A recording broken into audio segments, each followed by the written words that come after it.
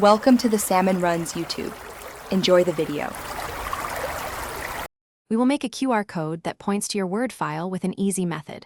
First, upload the Word document to a cloud service and copy a public link ending in docx. Next, decide whether to export as PDF for consistent rendering or keep the docx link for editing. Choose a QR generator that supports error correction levels and logos.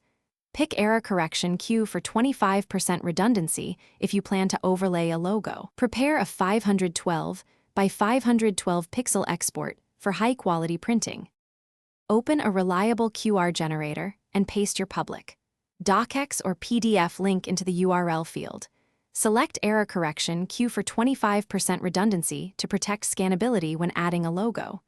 Set the image output to 512 by 512 pixels for crisp display and printing. If you add a logo, keep it small and centered, no more than 30% of the code area. Finally, generate the code and download it as a PNG or SVG file for best flexibility.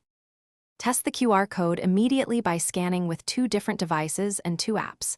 Confirm the link opens the Word file or PDF reliably and downloads if necessary.